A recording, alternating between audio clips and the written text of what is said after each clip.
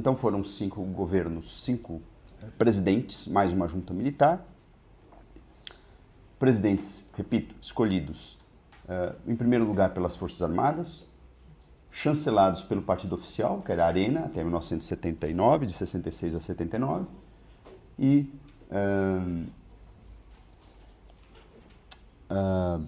escolhidos em um colégio eleitoral por eleição indireta. Ok? O sistema de partidos, então, entre 66 e 79 foi bipartidário, né? Foram 2 partidos, um da situação, outro da oposição, Arena e MDB, e a partir de 79 esse sistema se fragmentou, sobretudo os partidos de oposição foram incentivados, né, a se fragmentarem, a oposição foi incentivada a se fragmentar, né, e surgiram vários partidos e críticos ao regime militar, né, legalizados dentro do sistema político, mas críticos ao regime, o PT, o PDT, o PTB, que era um partido de tradição mais fisiológica, nada a ver com a legenda, portanto, antes do golpe, que era uma outra tradição.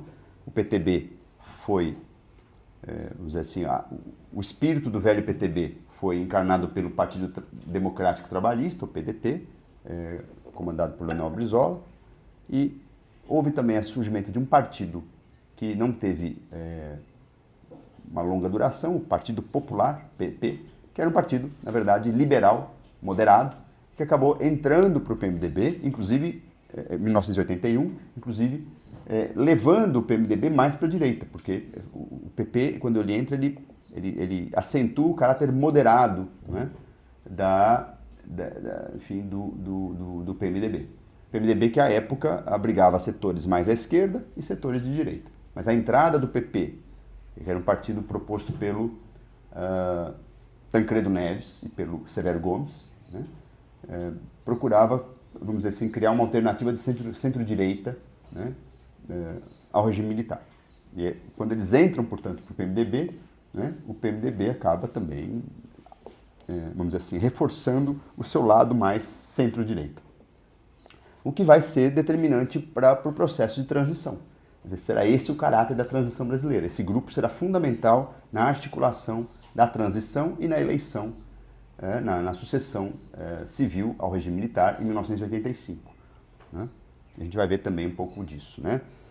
Há toda uma literatura muito grande sobre a transição brasileira. Né? Eu, de início, também recomendo um artigo que é uma síntese de todos os debates sobre a transição, escrito pelo Adriano Codato, né, que é uma história da transição brasileira. Né? E que aí vocês veem que há todo um debate teórico, sobretudo na ciência política, sobre o caráter da transição, e entre historiadores, via de regra, é um tema que a ciência política deu o tom dos debates, mas via de regra os historiadores endossam a ideia de uma transição negociada, moderada, e que, num certo sentido, descaracteriza uma pauta democrática mais autêntica, né? Porque ela, enfim, acaba evitando uma ruptura com algumas instituições autoritárias e uma base autoritária que vem do regime. Né? Inclusive, vale dizer que também muitos quadros do regime, quando percebem que o regime militar está entrando em crise, principalmente no governo Figueiredo, vão para a oposição, para a última hora, também reforçando o caráter conservador e moderado dessa oposição. Né? Ok? Então esse é o processo político histórico do regime, né? Em linhas gerais. Oi? Alguém? Oi? PCB. Então, o PCB continuava ilegal. Ele foi muito importante na articulação de uma oposição, de uma frente de oposição nos anos 70. O PCB era muito importante na área cultural, artístico-cultural. Mas ele, a partir de 77, 78, ele perde muito espaço junto aos movimentos sociais. Perde muito espaço. Né?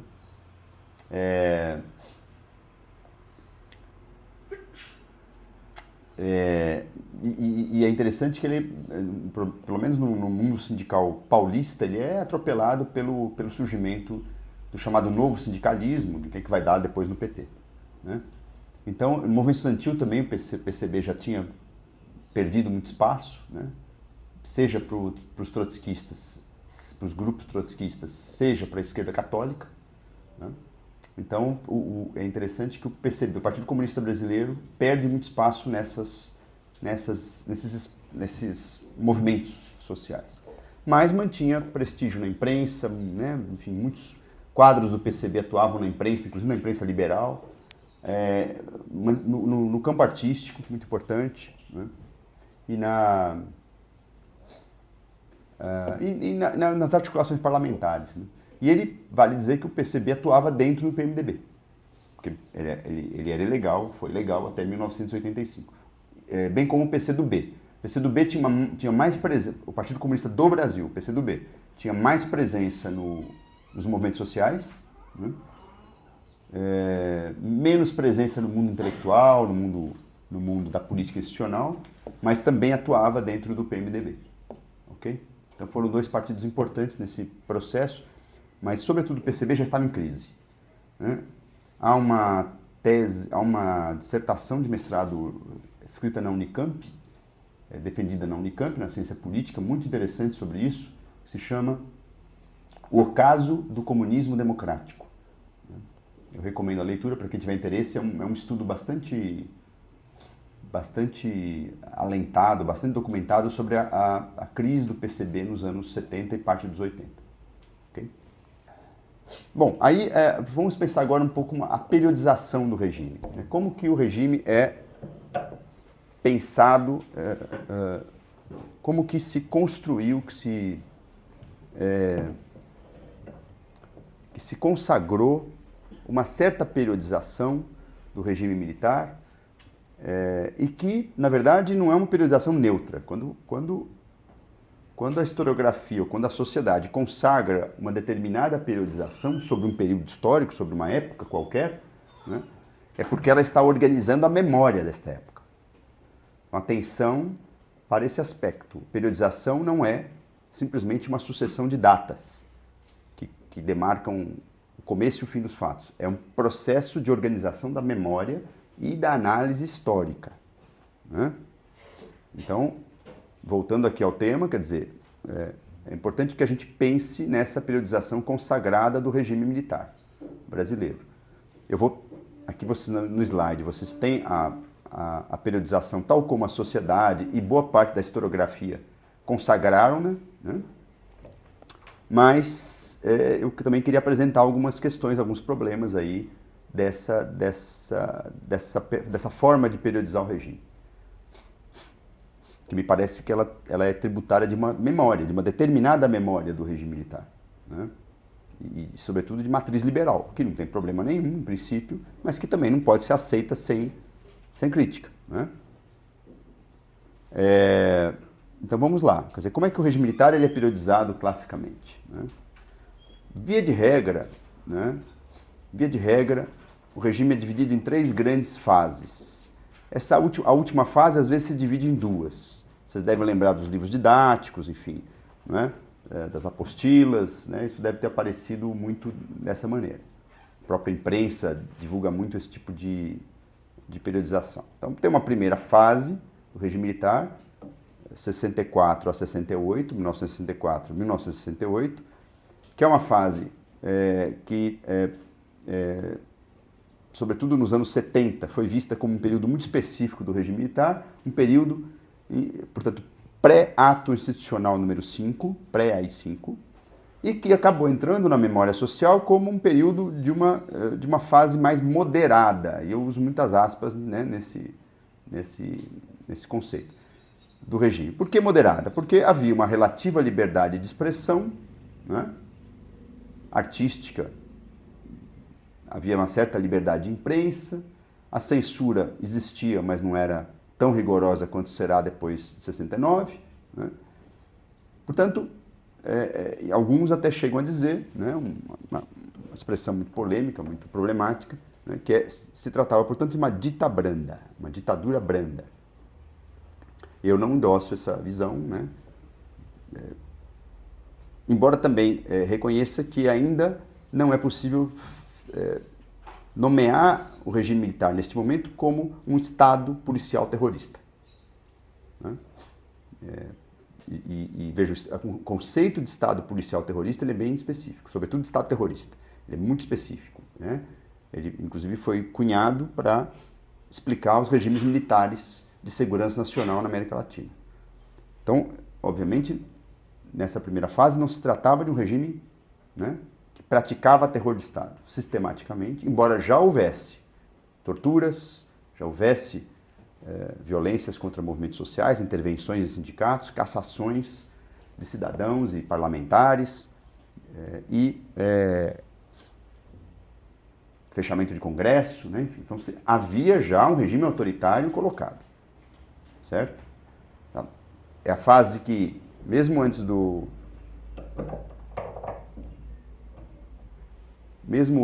período do AI-5, né? Lembremos que havia uma nova lei de segurança nacional e uma nova rigorosa lei de imprensa. Então, por essas e outras é que eu não considero uma ditabranda, uma ditadura moderada. Que haver um regime autoritário em construção, em processo de institucionalização, com foco no controle do sistema político, no controle da sociedade política, né, controle autoritário, e ainda esboçando um mecanismo de repressão mais articulado, que convivia com uma certa liberdade de expressão, realmente. É uma fase áurea, por exemplo, da arte engajada brasileira, né? Canção, nas artes plásticas, teatro, havia um forte engajamento, né? Que às vezes era, enfim, censurado, as obras eram cortadas, eram vetadas pela censura, mas efetivamente elas poderiam minimamente aparecer no espaço público, né? E tinha um certo debate em torno. Esse clima vai até 68, até o famoso 13 de dezembro de 68, quando é editado, é promulgado o Ato Institucional número 5, que é considerado, sobretudo na memória liberal, como um golpe dentro do golpe. Por que um golpe dentro do golpe? Porque aí sim o regime militar deixa bem claro quais os limites, né, os limites de liberdade de expressão, de mínimas liberdades, né, civis que ainda existiam, são cerceados, né, e a sociedade política é mais ainda controlada pelo Poder Executivo e particularmente pela Presidência da República, né. O Ato Institucional número 5, ele dá plenos poderes ao Presidente da República, né, para inclusive ser uma espécie de gerenciador da repressão política, né. Suspende o habeas corpus, por exemplo, permite estado de sítio sem prévia consulta ao Congresso, né? Permite intervenções em outros entes federativos, né? Que já tinha sido esboçado no AI-2 isso, né? Então esse reforço do poder executivo do presidente da República, da presidência, ele é uma marca do AI-5. E aí temos um novo período, portanto, né? Que ficou conhecido aí na mídia, na imprensa, como anos de chumbo. Depois a própria historiografia chancelou essa imagem, né? Que foi o período que normalmente aparece como sendo entre 1969 e 1974. Então, um período de maior repressão, de organização efetiva de um Estado policial, né? Uma ampliação do terror de Estado. O que é o terror de Estado? São atos ilegais no combate ao opositor político, seja armado ou desarmado, né? Quer dizer, a ideia de terror de Estado, vai além da repressão policial ou de um sistema jurídico rigoroso contra os opositores ou além da censura, né? Vai muito além. O conceito de terror de Estado implica que o Estado passa a empregar sistematicamente práticas ilegais na repressão aos seus opositores, né? Então, atenção para isso, tá? Há uma certa confusão. Então, assim, se você tem censura ou repressão a passeatas na rua, ou um processo de controle do sistema político, de controle da liberdade de expressão, estamos diante de um regime autoritário. Agora, o terror de Estado, efetivamente, ele vai além disto. Ele implica na organização sistemática, não é pontual, não é assim, não são excessos, né? Uma organização sistemática, né, baseada em práticas ilegais, mesmo à luz da legislação autoritária vigente. Então, mesmo à luz da legislação que existia no regime militar, sequestro, tortura, execuções extrajudiciais e desaparecimento de cadáveres eram práticas ilegais, né? Então, o conceito de terror de Estado, portanto, ele envolve pelo menos essas 4 práticas sistemáticas praticadas por grupos paralegais, embora abrigados no sistema legal, né, no sistema burocrático de Estado, polícia, exército, e que praticam, né, esses atos contra os opositores. Então, esse é o conceito de terror de Estado. E isso foi sistematicamente usado a partir de 1969. 68 já tinha, obviamente, mesmo antes, né, já existia tortura, violências, né, grupos paramilitares que atuavam, né, enfim, violência direta contra opositores, mas a partir de 69, né, há uma sistematização desses procedimentos e uma organização do aparato repressivo de outra ordem, né? Além disso, passa a haver censura prévia a jornais, a meios de comunicação e às artes, né? Então, é isso que caracteriza os anos de chumbo. Além disso, é um momento também de luta armada contra o regime militar. A luta armada começa antes do AI-5, ela não é reação ao AI-5, como às vezes erroneamente se coloca. Ela é uma reação muito mais ao golpe do que ao AI-5. E ela tem o auge, mas ela tem o auge entre 1969, 70, 71. Depois ela entra em declínio, né? Inclusive, muito por conta da fortíssima repressão, com base, inclusive, né, em práticas ilegais. E também, um outro fator de declínio da luta armada é a pouca base social, né? Uma base social relativamente restrita, sobretudo aos quadros intelectualizados da classe média, estudantes, enfim, intelectuais, né? Alguns operários, né? Poucos camponeses. Então, a luta armada também carecia de base social, né? O que, obviamente, dificultava o ingresso nas organizações, né? A classe média também não aderiu em massa às organizações armadas, muito mais foi um fenômeno ligado, sobretudo, ao meio estudantil da época. Em algumas organizações, mais de 50% dos quadros eram estudantes.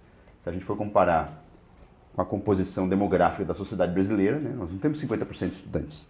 Então, vocês vejam como as organizações... Havia uma super representação, sobretudo, principalmente estudantil e intelectual, nas organizações armadas, né, com relativamente poucos operários.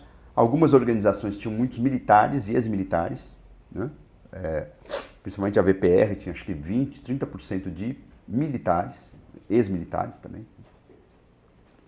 Então essa era a base social, né, da luta armada, que atuou nos chamados anos de chumbo. Tá? Bom, a partir de 75, conforme essa periodização clássica, o regime, a partir de 74, na verdade, já, né, no governo Geisel, né, o regime entra numa fase de distensão política, né, supostamente, então, baseada no abrandamento da censura e da repressão, né, à base de terror de Estado, pelo menos, e no projeto, né, dando lugar a um projeto de autorreforma e de saída negociada do poder. Então essa é um pouco a imagem que fica dessa memória da abertura, como se chamou esse momento, né? Então vejam que essa periodização se consagra nos anos 70, na verdade, sobretudo a partir de 74, 75. Obviamente, ela não é construída concomitantemente aos acontecimentos. Essa periodização se constrói depois dos acontecimentos, claro, né? Então, e ela passa a ser construída, surge na crônica política, na imprensa e na historiografia na segunda metade dos anos 70. Olha, qual o problema dessa periodização? Então, primeiro, ela não dá conta de todas as marchas e contramarchas da vida política e social do regime, dos conflitos políticos e das características políticas do regime, né? Por exemplo, essa ideia de que 64, 68 vivíamos numa ditabranda é muito problemática, porque isso dilui o caráter autoritário que já estava dado, pelo menos, né, desde o golpe, obviamente, mas que se consagra como regime político no ato institucional número 2, em 65. O AI-2 é um marco importante na afirmação do caráter autoritário, intervencionista e tutelar do regime em relação à sociedade. Né? Então, como que, ao falar em ditadura branda, você dá a impressão que era uma ditadura hesitante, envergonhada, né? como aparece no livro do Gaspar, e eu acho que não é por aí. Quer dizer, ainda que reconheçamos que não havia Estado terrorista organizado neste momento, não dá para falar numa ditadura envergonhada, branda ou hesitante. Né? Era um regime bastante normatizado, calcado em uma legislação muito dura, um período que houve muitas cassações, né? Maior parte das cassações, das milhares, aí, 5, 6 mil cassações, né, do regime, acho que 70%, 75% ocorrem nos primeiros anos, nos primeiros 4 anos. Há outra onda de cassações a cidadãos, a parlamentares, a intelectuais em 69 também. Né? Mas a maior parte se dá no período da chamada, entre aspas, ditadura branda. Né? Segundo, a questão de restringir a ideia de terror de Estado ao período dos anos de chumbo ou ao governo de Emílio Garrastazu Médici, né? Ela tem uma armadilha aí, né? Que não corresponde aos fatos. Né? Por quê? Porque, a rigor, o último preso morto sob tortura no Brasil foi em janeiro de 1976. Portanto, quase 2 anos depois da posse de Ernesto Geisel, né? O operário Manuel Fiel Filho, morto aqui em São Paulo. Bom, então como é que a gente pode falar num período de abrandamento, de distensão, de controle do terror de Estado, já como um projeto dado em 74, 75, se é exatamente nesse período que aumenta os desaparecidos e que ainda tem gente morrendo sob tortura nas prisões? Essa figura do desaparecido político, inclusive, ela aumenta no primeiro ano do governo Geisel. Né? Que já existia antes, né? Mas ela se potencializa com prática de terror de Estado. A ideia de você desaparecer cadáver é uma técnica, né? É uma técnica que faz parte da repressão, de uma forma de você não prestar contas à sociedade em relação aos presos políticos. Né? Se a pessoa desapareceu, não temos nada a ver com isso. Mais ou menos essa era a posição do Estado. Né? Ele desapareceu porque ele é terrorista, como se dizia, ele é clandestino, ele mudou de nome, ele fugiu. Então, se desapareceu, desapareceu. Né?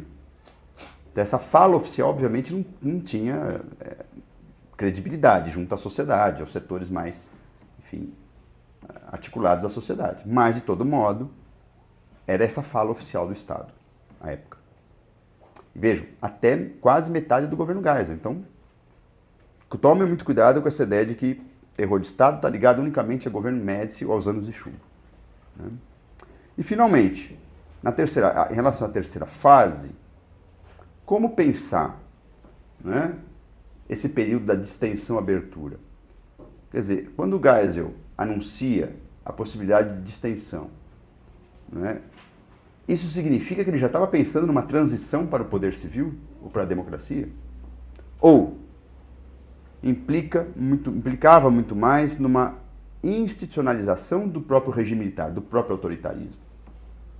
Essa é a questão que fica no ar. Quer dizer, aberturas, portanto, sobretudo na primeira fase, né, no governo Geisel, né, ainda quando se chamava de distensão lenta, gradual e segura, né, como se dizia. Ela significava efetivamente um plano de transição ou um plano de institucionalização da legislação autoritária, dos princípios de segurança nacional? Né? E eu me encaminho mais para essa segunda hipótese, mas, enfim, é um debate que está no ar aí. Então, essa memória, por que eu estou falando tudo isso? Porque eu acho que essa periodização está muito ligada à forma, sobretudo, que o grupo que conduziu a transição, ou seja, os liberais moderados, lembram e enquadraram a memória do período. Esse conceito de enquadramento de memória é muito importante para os historiadores, né? Estou aqui me referindo aí aos trabalhos de Michel Pollack, né? Então, me parece que a memória foi enquadrada né, tendo como base a forma com que os setores liberais que conduziram a transição lembram do período. E, obviamente, essa lembrança não é neutra, ela não é fortuita, ela é ligada a uma visão política do processo, né, e que, em grande parte, justifica a posição dos liberais em relação ao regime militar. Está claro isso? Okay? Então, me parece que a periodização aí, ela tem muito mais a ver com a forma com que o regime é lembrado, com como foi enquadrado, como as experiências históricas foram enquadradas no nível da memória, do que propriamente, né, uma periodização absoluta, rigorosa, que corresponde, inclusive, à análise criteriosa de certos fatos e processos, né, que eu acho que a historiografia só agora vem enfrentando. Tá claro essa tensão entre história e memória em relação à periodização? Aqui eu estou apresentando a periodização clássica, mas eu estou apresentando também elementos para a gente, enfim, refletir criticamente sobre essa forma de organizar os períodos dentro do regime militar, tá? Nunca se pensa no regime como um projeto. Se pensa como uma Reação contra alguma coisa. Que vai se desenrolando. A impressão que dá se desenrolando em nome, sei lá, de algo maior, melhor, do bem do país. Eu acho que tem dois. Aí tem uma questão, né? Eu acho que há uma memória da ditadura que não é a memória liberal. Não dá pra gente também acusar os liberais, mesmo os moderados, de serem defensores de uma memória positiva da ditadura, do regime militar. Não acho que isso aconteça. Eles são... aí tem uma sutileza da memória liberal. Eles não se arrependem de 64, do golpe. Mas eles desenvolveram posteriormente uma memória crítica ao regime. Isso é interessante, porque mesmo nas autocríticas que aparecem na imprensa, olha, né, enfim, deveríamos ser mais críticos, mas a rigor, a culpa por 64 é sempre da esquerda, sobretudo dos trabalhistas, do poder, dos populistas, né, como se diz. Mesmo na famosa autocrítica do jornal Globo, aí, feita alguns anos atrás, se vocês forem ler detalhadamente, né, parecia uma autocrítica finalmente, né, que a consciência liberal, né, estava fazendo em relação a 64, mas ali nas entrelinhas tem, mas o país estava caótico, a esquerda era populista, irresponsável, era um caos. Então, o golpe, em grande parte, tem um álibi. Agora, em relação ao regime, a memória liberal vai ser muito crítica, né? Tem um momento aí do regime que ela vai dizer, mas também, vejam, a esquerda pegou em armas. Essa é uma outra vertente liberal para se lembrar dos regimes militares, não só no Brasil isso, né? Que enfim, que se materializa naquela famosa expressão, a teoria dos dois demônios, né? É uma forma liberal de lembrar do regime militar, né? Diz o seguinte, uma forma liberal que, inclusive, que uma parte da esquerda, inclusive, endossa, né? Bom, o regime militar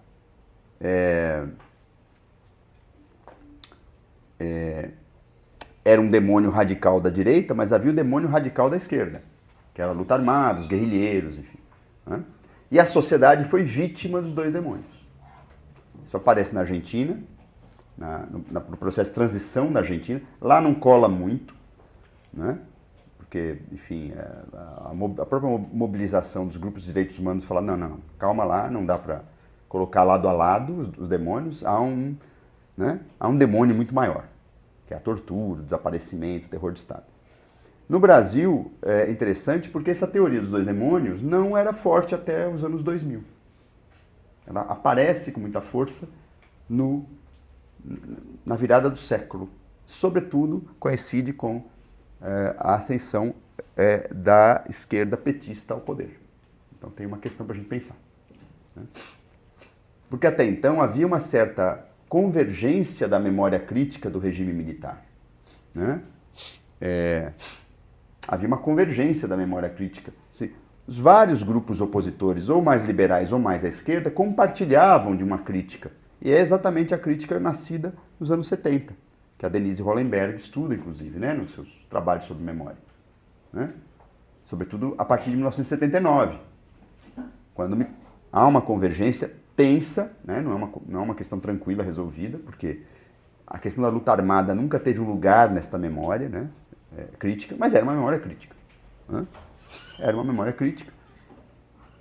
Vejam, então você tem dois grandes eixos de memória. Uma memória crítica que é endossada pelos liberais e por parte da esquerda, sobretudo a esquerda que não aderiu à guerrilha. Uma memória que depois, mais na virada do século XXI, né, no início do século XXI, que começa a dizer, não, peraí, não dá para você só olhar para o regime militar, é preciso também olhar para o radicalismo da esquerda. Isso começa a aparecer também final do século XX, virada do XXI. E há uma outra memória, essa sim, que só nos últimos anos vem ganhando espaço público, embora não tenha credibilidade nem legitimidade acadêmica, né, que é uma memória nostálgica do regime militar. Ou seja, éramos felizes, tudo era maravilhoso, havia segurança, crescimento, não havia corrupção. Né? Então, essa é uma memória dos últimos anos, só, que é uma memória da extrema-direita. E que alguns liberais mais assumidamente de direita, né, têm assumido, têm também propagado. Mas é classicamente uma memória da extrema-direita, né, e não propriamente uma memória liberal, tal como se construiu aqui nos anos 70. Tá claro? Então são várias memórias em conflito. Né, algumas que têm diálogo mais forte com a tradição de análise acadêmica, com a literatura acadêmica, outras que não têm, porque são muito frágeis do ponto de vista do argumento, são muito manipuladoras, né? Distorcem muitos processos. Então, é também isso. Quer dizer, de todo modo, a análise acadêmica não necessariamente precisa endossar memórias, seja de esquerda, de direita, liberais, né? Não deve fazer isso. Porque a historiografia tem que ser... Ela dialoga com a memória, mas ela tem que ser outra coisa, né? Por mais simpatia que você tenha por uma ou por outra memória, você como historiador tem que sempre problematizar essas narrativas, né? E cotejá-las com processos, né? De fato, ocorridos. Né? Vejam, não que na historiografia esteja a verdade e na memória esteja a mentira, não é por aí a coisa, tá? Não é voltar para o século XIX, né? Não é isso. Mas também não dá para a gente diluir uma na outra. Esse é um problema teórico, epistemológico, que vocês têm que tomar muito cuidado. Né? Que é muito fácil o historiador se deixar levar por suas simpatias políticas, ideológicas e endossar memórias, né? E não pesquisar a história, não tensionar as memórias. Né? E quem trabalha com história do tempo presente é uma encrenca. Portanto, eu recomendo muito que vocês, né, estudem gente morta há muitos séculos, que é mais fácil. Né? Que aí a memória já está sedimentada, está tudo... Né? Agora, estudar gente viva e processos que ainda atuam no presente é sempre, né, garantia de fortes emoções. Né?